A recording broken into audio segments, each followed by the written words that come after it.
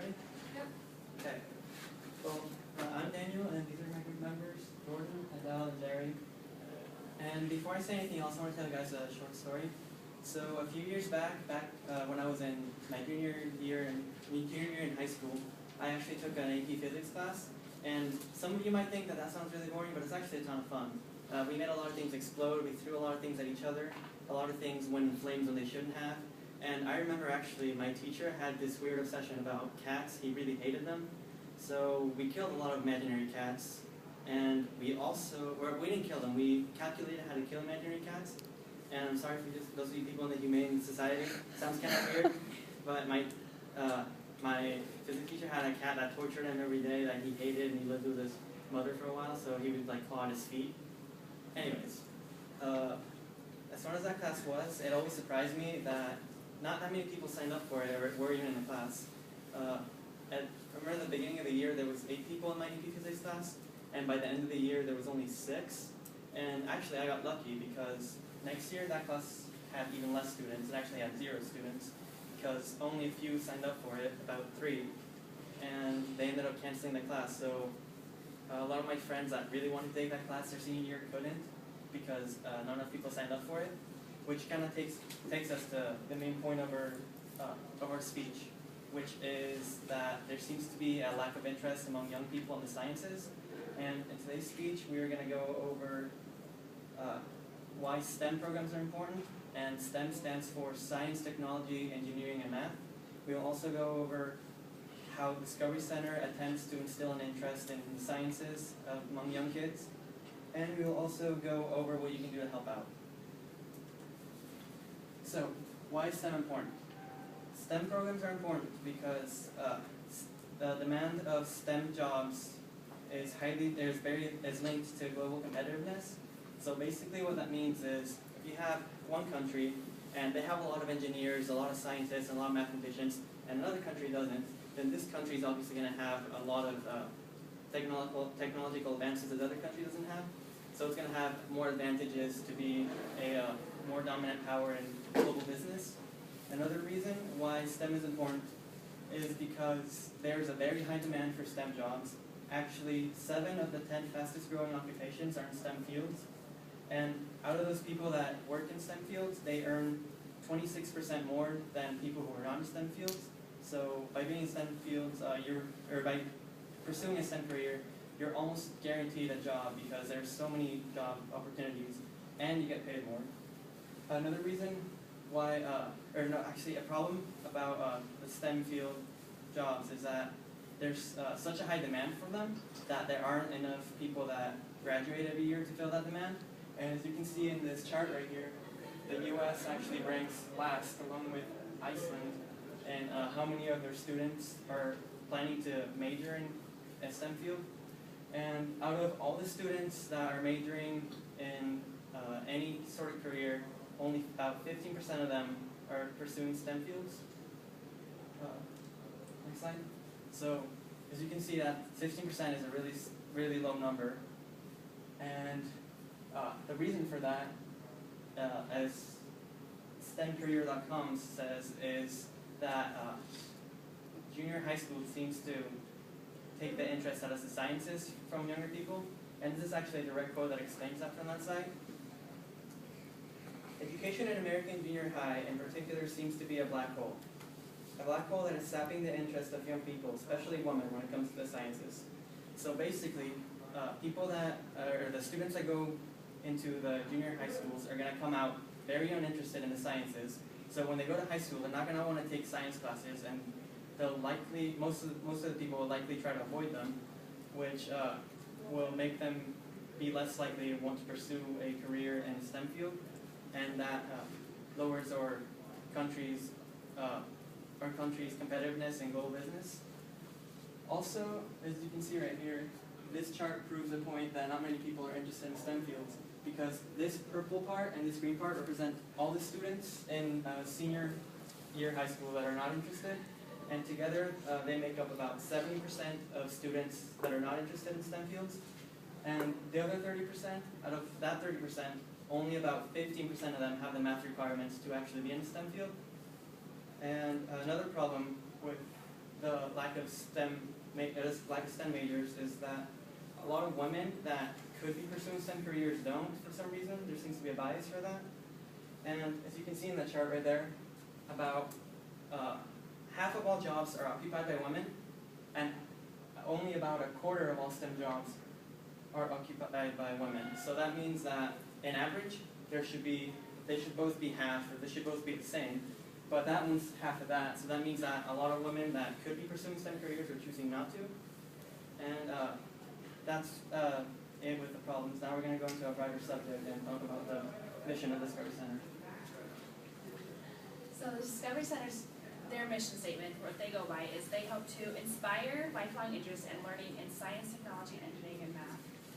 Their goals in doing this is to create interactive science, their interactive science center that they can have, that people who go in there can have an authentic sensory experience in the STEM programs. They can go in and actually understand and play and see what all of that leads up to and where it can get you. They really hope to create lifelong learnings, not just in kids, not just in students, but in adults too. They have all sorts of programs that Jerry will go into that you can get into, and they just hope that everyone gets to learn and gets a lifelong love of learning for science. They do a bunch of educating things. They really hope that people learn to celebrate the joy of learning. They want you to enjoy it. They want you to enjoy growing up and knowing what you're doing and being able to do it. And they also enjoy helping educate the workforce, knowing that people are going into the STEM programs. They also showcase their philosophy and their objectives through their programs, their exhibits, and their architecture. They want people to see that their philosophy and their standards and all their stuff come through their programs and help people learn the right way and be productive.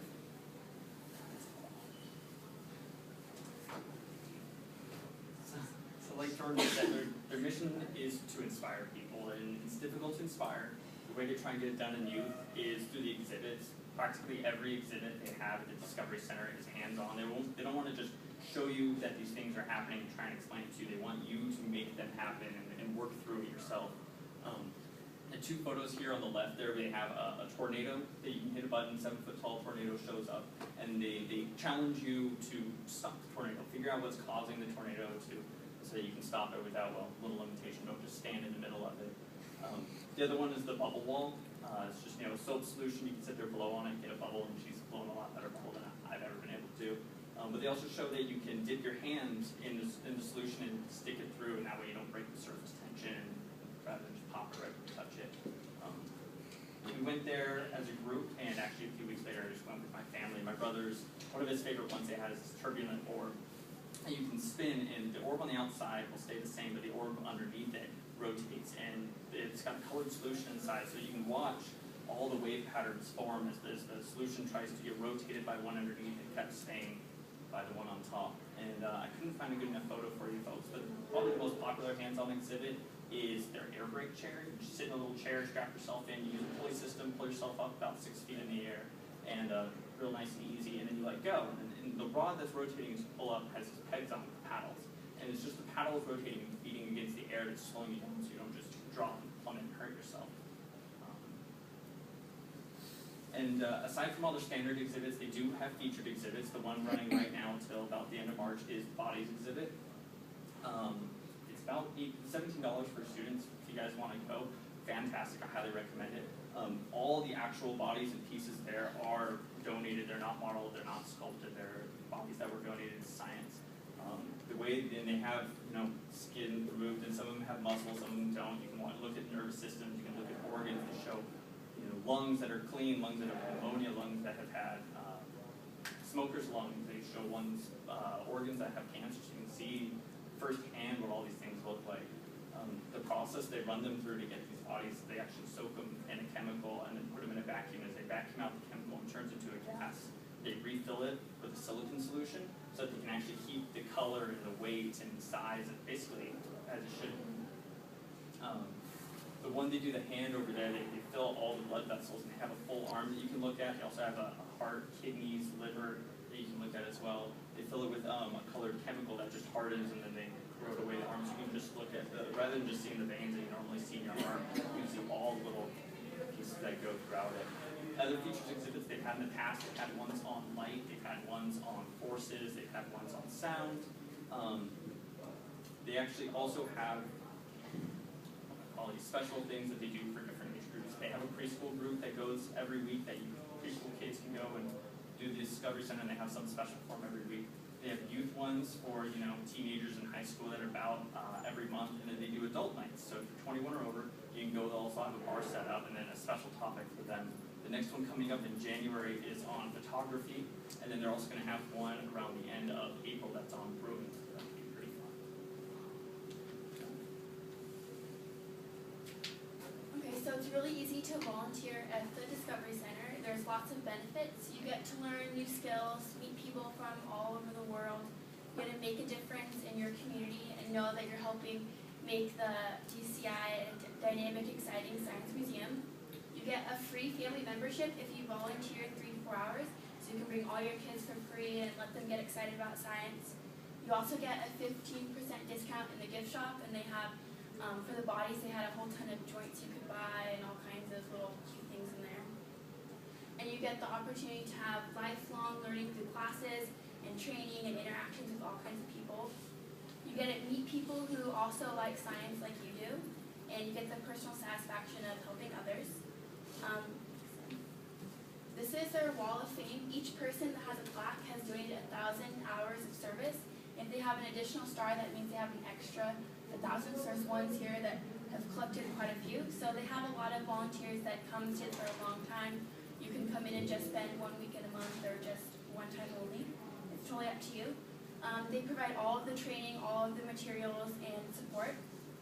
And on their website it says, you'll find a spot to complement your talents, interests, and skills. So you don't have to worry about going there and doing something that you don't want to do. You get to pick what you do.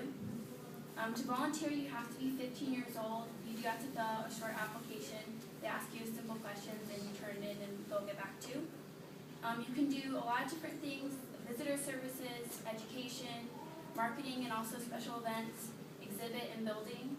And their hours are 9:30 to 5:30, Sunday through Thursday, and then Friday and Saturday, 9:30 to 8:30. So it's a wide range of times. If you work or have school, you can fit things around it. And if you can't volunteer time, they do take used equipment. They have a wish list online. Right now, they're looking for a rolling toolbox, cordless drill, and AA batteries. You can stop by and just donate whatever you can. They update that as they need more things. You can donate directly online. They're all tax deductible. They depend on half of their operating expenses directly from contributions, and they receive less than 3% revenue from the government, and they're striving to provide free admission to those in need.